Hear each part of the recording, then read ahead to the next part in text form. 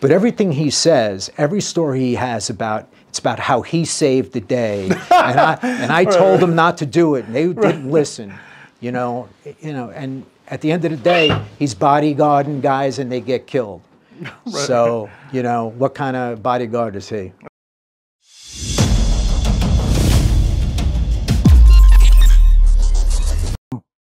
I always wonder about this. This guy, Gene Deal. Who? Gene Deal. Yeah. Gene Deal is full of shit, it seems.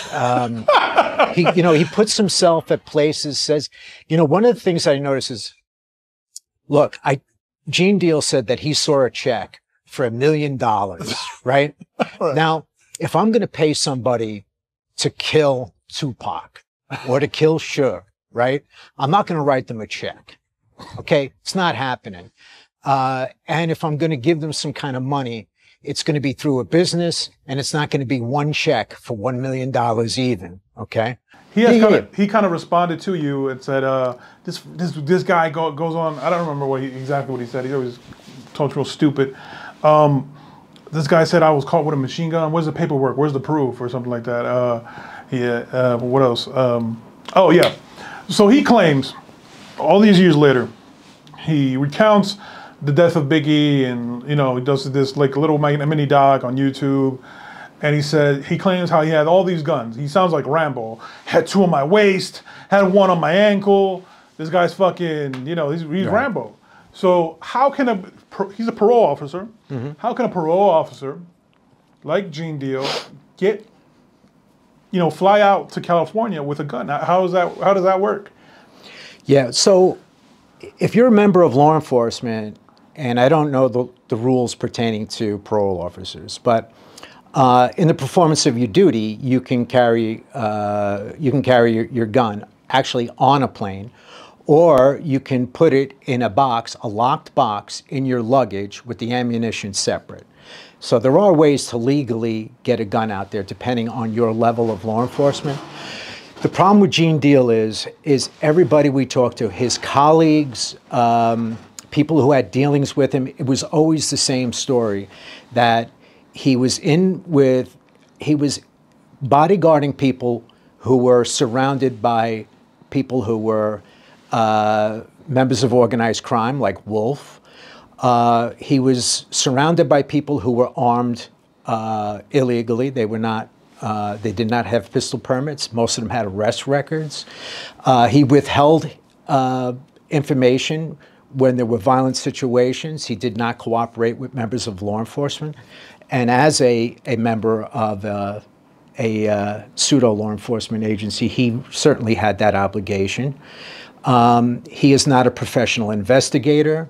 He was just a guy who worked in parole, who had a pistol permit, who was willing to do whatever Puffy wanted to do and to protect him from scrutiny, and have the one guy with the legal gun who could, you know, schmooze law enforcement if things went bad, say, hey, I'm bodyguarding him, you know, it's a misunderstanding.